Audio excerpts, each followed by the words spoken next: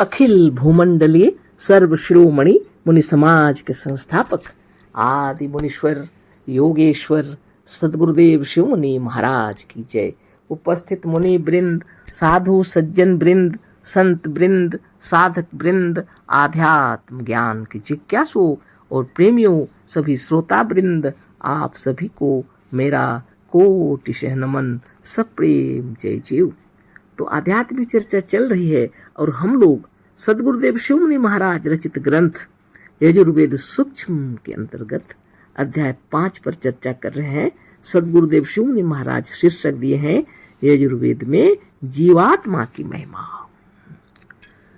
तो अनेक मंत्रों का अर्थ शब्दार्थ बता रहे हैं, अर्थ बतला रहे हैं, अन्वय करके बतला रहे हैं।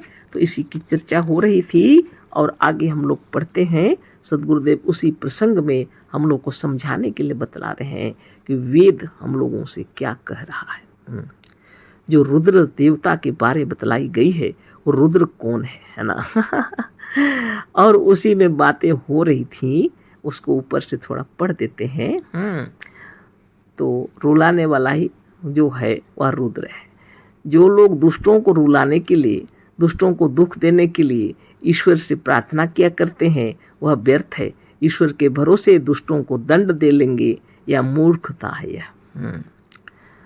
और उसी का यहाँ पर पढ़ाई हो गई। पाकिस्तान में अनेक हिंदू जिंदा जला दिए गए, हजारों हिंदू महिलाओं पर बलात्कार हुआ, उनकी घोर अप्रतिष्ठा की गई, पर भगवान ने कुछ नहीं किया। वेद का सिद्धांत है कि दुष्टों को रुलाने योग्य तुम्हें अपनी आत्मा को और अपने बाहुओं को बनाना पड़ेगा। ये वेद के सिद्धांत है। कल्पित देवताओं और ईश्वर का भरोसा छोड़कर अपना भरोसा करना पड़ेगा और स्वावलंबी बनना पड़ेगा। ये वेद के सिद्धांत है, सोच लीजिए। दुष्टों को भी दंड देने और रुलाने की भावना न रखकर प्रत्येक दशा में अहिंसा परमो धर्मा ब्रैकेट में लिखे हैं मानना बौद्ध आदि मतावलंबियों का मजहबी सिद्धांत है, वैदिक नहीं। यह वैदिक सिद्धांत नहीं है, सो अच्छी तरह जान लीजिए। अहिंसा परमो धर्मा हर हालत में यह गलत है। हाँ, आवश्यकता पड़ेगी जब, तब तो बाहु उठाना पड़ेगा, है ना। जब भुजाओं में बल है तो दूसरों की रक्षा के लिए है ना। किसी पर अत्याचार अन्याय हो रहा है, आप महात्मा बुद्ध की वाणी के हिसाब से चलेंगे, अहिंसा परमो धर्मा, तब तो चुपचाप रहेंगे, किसी को आप प्रताड़ित नहीं कर सकते।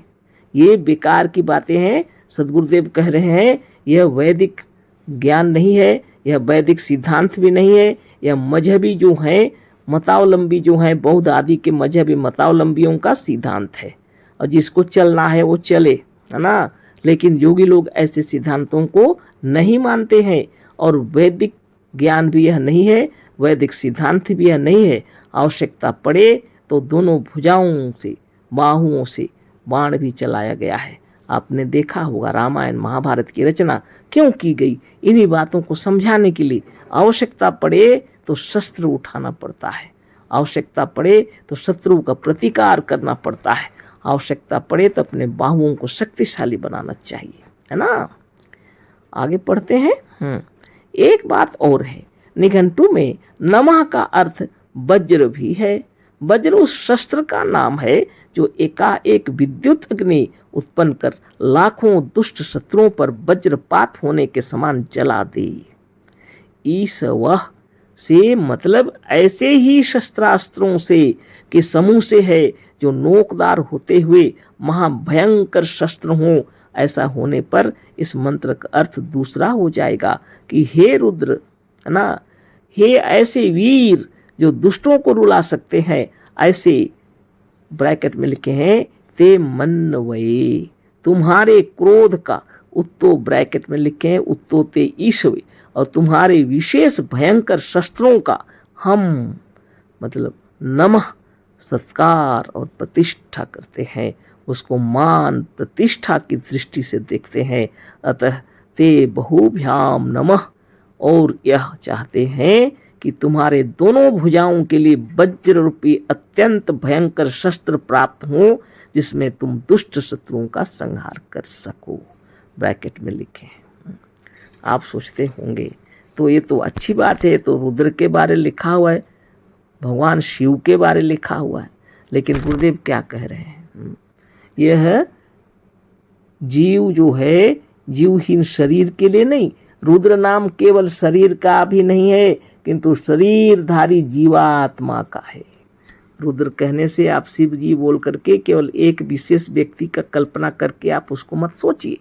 रुद्र नाम केवल शरीर का भी नहीं है किंतु शरीरधारी आत्मा का है। जितने जीव दिखाई पड़ रहे हैं शरीरधारी, इनके बारे में लिखा गया है। जीवहीन शरीर, निर्जीव मृत शरीर ना रोता है, ना दूसरों को रुला सकता है, ना अपने बाहुओं से बाण चला सकता है। ये सब आप सोच लीजिए। जिसके बारे में कहा जा रहा है वो रुद्र है आप, वो रुद्र है हम, वो रुद्र है सारे जीव, जितने प्राणी जगत में शरीरधारी, इनके बारे में कहा जा रहा है ना। इसलिए नित्य योगाभ्यास करके निर्मल निरामय हृदय रखते हुए, है ना, अपने आत्मबल, मनोबल, ज्ञान बल, योग बल को बढ़ाना चाहिए। जो आत्मज्ञानी है वो जगत में शांति से रहते हैं, क्योंकि वो किसी को कष्ट नहीं पहुंचाते, आवश्यकता पड़े तभी जाके, है ना। ऐसे ही सभी जीव हैं, जितने जीव संसार में हैं, बिना कारण आपको कोई भी कष्ट नहीं पहुंचाते हैं दूसरे जीव। हाँ, मनुष्य ही ऐसा है जो दूसरे को अपने स्वार्थ के लिए मारता है।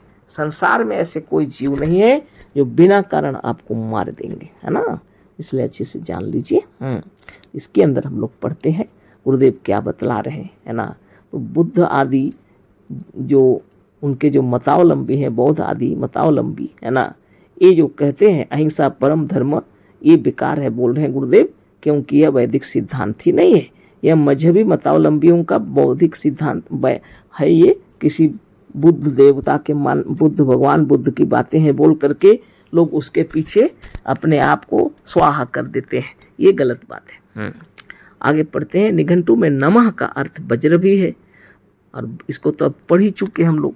तो वज्र को क्या बतला रहे हैं गुरुदेव, जो अचानक आग उत्पन्न कर देता है और अनेक दुष्टों का संहार कर देता है ना। जिसमें तुम दुष्ट शत्रुओं का संहार कर सको, ऐसी तुम्हारी भुजाओं में शक्ति हो, है ना। ये प्रार्थना की गई है। त ते बहुभ्याम नमः, और यह चाहते हैं कि तुम्हारे दोनों भुजाओं के लिए वज्ररूपी अत्यंत भयंकर शस्त्र प्राप्त हो, जिसमें तुम दुष्ट शत्रुओं का संहार कर सको। ध्यान और तपस्या करते समय मुनि लोग अपने आप का ध्यान करते हैं, ताकि संसार की कोई भी शत्रु आपको कोई कष्ट ना पहुंचा सके। यदि वह कष्ट पहुंचाने के लिए है तो आप उसका प्रतिकार कर सकें, इतना आपके अंदर में शक्ति होनी चाहिए। उसी के बारे यह प्रार्थना की गई है ना। इसके लिए सभी को योग्य बनने के लिए प्रार्थना की गई है। किसी भगवान, किसी काल्पनिक ईश्वर से प्रार्थना नहीं की गई, है ना। हे रुद्र, हे ऐसे वीर जो दुष्टों को रुला सकते हैं, ऐसे तुम्हारे क्रोध का, है ना, और तुम्हारे विशेष भयंकर शस्त्रों का हम नमः सत्कार करते हैं, प्रतिष्ठा करते हैं, उसको मान प्रतिष्ठा की दृष्टि से देखते हैं। तो ते बहुभ्याम नमः, और यह चाहते हैं कि तुम्हारे दोनों भुजाओं के लिए वज्र रूपी अत्यंत भयंकर शस्त्र प्राप्त हो, जिसमें तुम दुष्ट शत्रुओं का संहार कर सको। ये है इसके अर्थ, है ना। आगे पढ़ते हैं, है ना। हमारे पाठकों को नमः का अर्थ वज्र सुनकर आश्चर्य होगा, पर वैदिक कोश निघंटु के अध्याय 2 और खंड 20 में और विषय अनुक्रम मणिका के पृष्ठ 20 और पंक्ति 16 में नमः का अर्थ वज्र लिखा हुआ है। इसी से इस मंत्र का अर्थ करते हुए स्वामी दयानंद ने भी नमः का अर्थ वज्र किया है। वैदिक शब्द विचित्र हैं, उनके अर्थ भी विचित्र हैं। नमः का अर्थ निघंटु में अन्न भी है और नमः का अर्थ वज्र भी है। वैदिक कोश निघंटु के अनुसार और उसे स्वामी दयानंद के अनुसार भी, जिन्होंने परस्पर नमस्ते कराना चलाया, नमस्ते का अर्थ होता है कि तुम्हें वज्रपात हो। लीजिए। अच्छे मुश्किल में पड़ जाएंगे सब, है ना। तुम्हें वज्रपात हो बोल के कोई नमस्ते नहीं करते हैं हम लोग, है ना। लेकिन एक दूसरे को अभिवादन करते हैं, है ना, एक दूसरे को सम्मान देते हैं। तो खैर अब क्या करें, ये पर्यायवाची शब्द समझ लीजिए, लेकिन वेद के हिसाब से अगर चलेंगे तो नमः का मतलब होता है वज्र, और अगर नमस्ते कह रहे हैं तो तुम्हें वज्रपात हो। गुरुदेव के शब्दों में पढ़िए आगे। शायद इसी से प्राचीन काल में लोग मुलाकात होने पर परस्पर नमस्ते नहीं करते थे। प्राचीन काल में कोई नमस्ते नहीं कहते थे, एक दूसरे का सम्मान करते हो। रामायण में तो लिखा है जय जीव कही शीश नवाई, है ना। तुम्हारे अंदर के जीव के और मेरे अंदर के जीव के और सकल विश्व के जीव की जय हो, और एक दूसरे को अभिवादन करते थे। देखिए, विचार कीजिए, है ना। यजुर्वेद के 16वें अध्याय के पहले मंत्र का स्वामी दयानंद ने जो भाष्य किया है उसे देखें। स्वामी दयानंद ने भी नमस्ते का अर्थ किया है कि तेरे लिए, ब्रैकेट में लिखे, या तुझे वज्रपात हो। इसका भावार्थ यह हुआ कि तुम्हारे पर वज्र गिर पड़े। इसी से दूसरा भी नमस्ते के उत्तर में आशीर्वाद नहीं देता, किंतु इसके उत्तर में दूसरा भी नमस्ते कहता है। मतलब यह है कि यदि तुम हमारे ऊपर वज्र मारना चाहते हो, हमारे ऊपर वज्रपात चाहते हो, तो हम कहते हैं कि यह हमें नहीं किंतु तेरे ऊपर वज्र गिरे। मतलब यह कि वेद में नमः एक ऐसा शस्त्र था जो आजकल के एटम बम की तरह का रहा होगा। ऐसा ही कोई हथियार चक्र भी है। तो इस तरह की बातें हैं। तो वेद के जो शब्द हैं, वेद मंत्र के अंदर जो शब्द आए हैं, ये शब्दों का अर्थ बहुत विचित्र है। हम लोग आसानी से एक दूसरे को देखकर प्रसन्न बदन नमस्ते कहते हैं, और वह भी नमस्ते कहते। हम लोग अगर यह शब्द जानते कि तुम्हारा ऊपर वज्र गिरे, वज्रपात हो, भला कौन अपने मित्रों को कहेगा। हिंदी में अपने दोस्तों को, अपने मित्रों को, अपने बराबर वालों को नमस्ते किया जाता है, और बड़ों को प्रणाम या नमस्कार। हाँ, तो बड़ी विचित्र बात हो जाएगी, लेकिन उन बातों को यहाँ नहीं रखना है। यहाँ आपने विचार कीजिए, वो समझ लीजिए पर्यायवाची शब्द है, क्योंकि हम लोग एक दूसरे को आदर सत्कार से नमस्ते कहते हैं। एक दूसरे के ऊपर वज्र गिरे ऐसा नहीं सोचते हम लोग कभी। तो यहाँ पर दयानंद सरस्वती जी ने जो अर्थ किए हैं वो भी नमः का अर्थ वज्र ही किए हैं, है ना। वो भी गलत नहीं किए हैं, वह सही है वैदिक कोश निघंटु के अनुसार। तो ये बात गुरुदेव के शब्दों में फिर से पढ़ लेते हैं, और क्या बताएं हम। तो ये तो अब कहने का मतलब गुरुदेव इधर से तात्पर्य कहने का यह है कि वेदों में मजहबी ईश्वर का किसी या किसी देवता का वर्णन नहीं है। जो भी लिखा हुआ है जीवात्मा के बारे लिखा हुआ है, मनुष्यात्मा के बारे लिखा हुआ है। वेदों में कोई भी ऐसा मंत्र नहीं है जो किसी ईश्वर के बारे कहा गया हो, जो काल्पनिक ईश्वर ऐसा नहीं है ना, जो सबके सामने उपस्थित है। यह मनुष्य आत्मा है।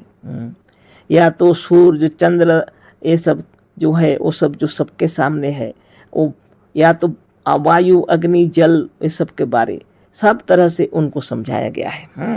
महत्वपूर्ण बातें हैं वेदों के अंदर। तो गुरुदेव के कहने का मतलब है, तो फिर से हम पढ़ देते। स्वामी दयानंद ने भी नमस्ते का अर्थ किया है कि तेरे लिए या तुझे वज्रपात हो, जिसका भावार्थ यह हुआ कि तुम्हारे पर वज्र गिर पड़े। इसी से दूसरा भी नमस्ते के उत्तर में आशीर्वाद नहीं देता, किंतु इसके उत्तर में दूसरा भी नमस्ते कहता है।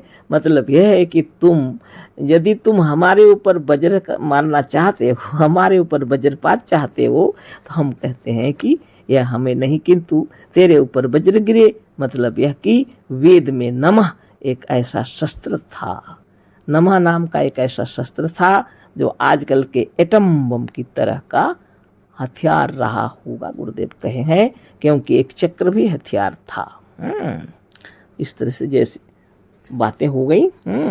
और आगे जो यह लिखा हुआ है इसका तो अर्थ हम लोग पहले से पढ़ चुके हैं, लेकिन यहाँ पर दोबारा लिखे हैं गुरुदेव, है ना।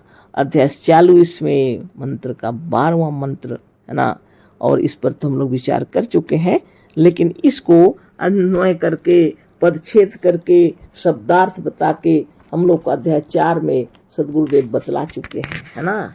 इसको हम लोग और क्या पढ़ें, लेकिन फिर भी आप सोचेंगे शायद उसमें कहीं कुछ बात रह गई है, तो इसको हम सीधे पढ़ देते हैं आगे, है ना। इसको इतना ही में बंद करते हैं। अशेष धन्यवाद, कोटिशः नमन, सप्रेम जय जीव, सदगुरुदेव शिव मुनि महाराज की जय।